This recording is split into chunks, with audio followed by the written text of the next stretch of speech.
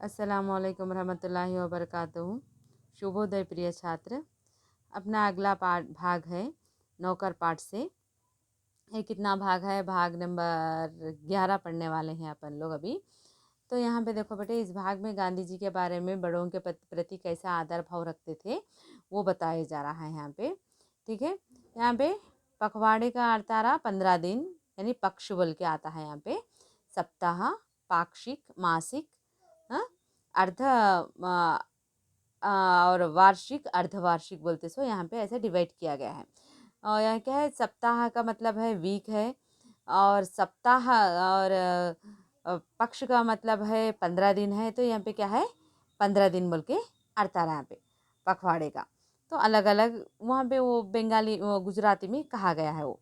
ठीक है, यहाँ पे देखो पढ़ेंगे। गांधी अपने से बड़ों को बड़ा आदर करते थे। दक्षिण अफ्रीका में गोखले गांधी के साथ ठहरे थे। उस समय गांधी ने उनके दुपट्टे पर इस्त्री की, वहाँ उनका बिस्तर ठीक करते थे, उनके भोजन परोसते थे और उनके पैर भी दबाने को भी तैयार रहते थे। गोखले बहुत मना करते थे लेकिन गांधी जी नहीं मानते थे।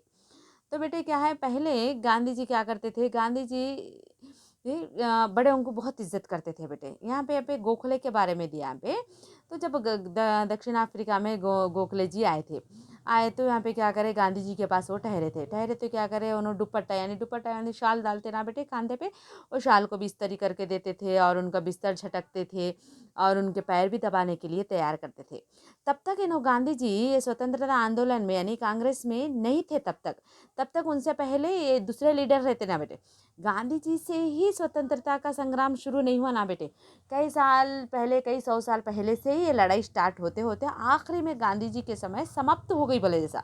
इसलिए गांधी जी का नाम यहाँ पे आ रहा है। लेकिन उससे पहले भी कई नायक, कई लीडर, कई नेताएं स्वतंत्रता के आज़ादी के लिए उन्होंने लड़ते रहे। तो गोखले भी गांधी जी से सीनियर है इस पार्टी में, उन्होंने भी स्वतंत्रता के लिए लड़े थे।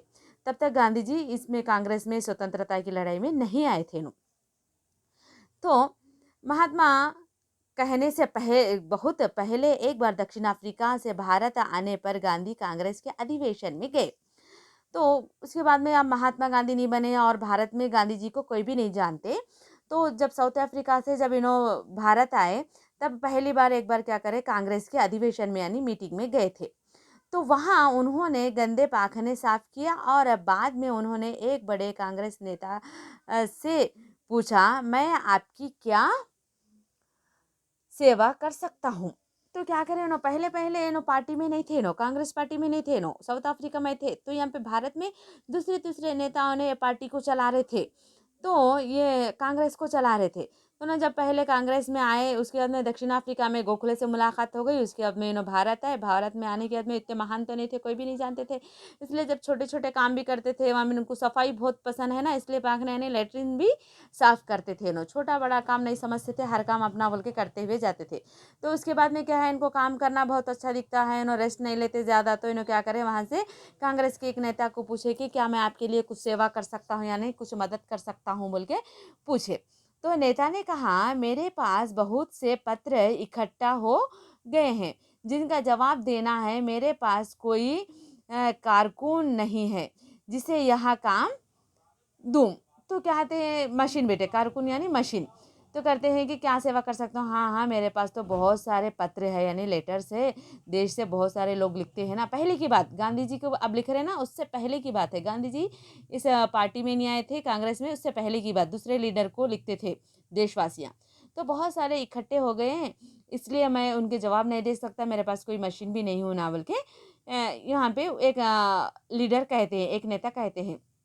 तो उसमें गांधी जी कहते हैं, क्या तुम यह काम करने को तैयार है।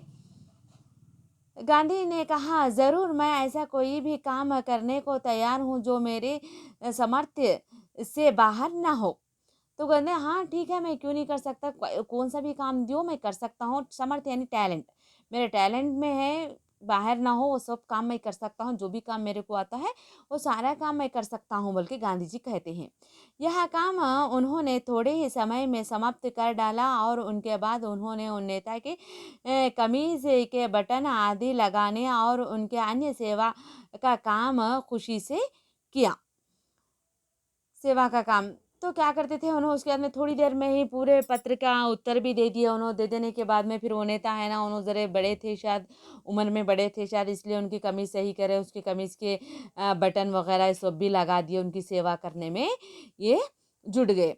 तो बेटे गांधी जी के पास एक सामर्थ्य क्या था, एक टैलेंट क्या था मालूम? उन्होंने दो हाथों से भी लिखते थे, बाएं हाथ से भी लिखते थे और सीधे हाथ से भी लिखते थे। दो हाथों से भी, ये सीधा हाथ थक गए तो बाएं हाथ से लिखते थे, बायां हाथ थक गए तो सीधे हाथ से ही लिखते थे।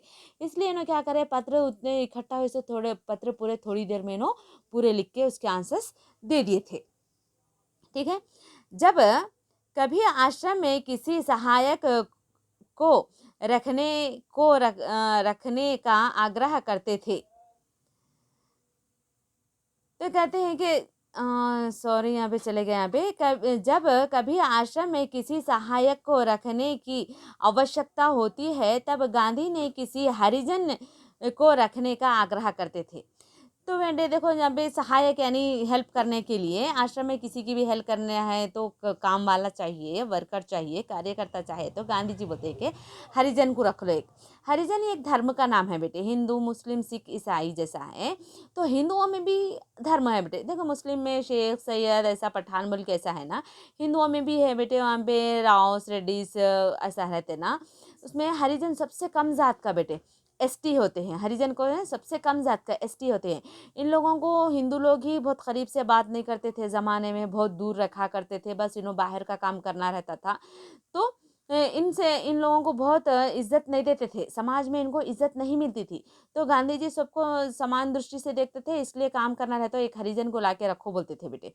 हरिजन यानी बहुत कम जात का आदमी, कम जात का आदमी से बहुत कम नज़र से देखते हैं, उसे हरिजन कहते हैं। उसके बाद में आज़ादी आने के बाद में डॉक्टर अंबेडकर भी एक हरिजन थे बेटे, उन्होंने अपना संविधान लिखे ना बेटे। ठीक है, यहाँ तक हम लोग रुकेंगे, फिर नेक्स्ट भाग में पढ़ेंगे। धन्यवाद।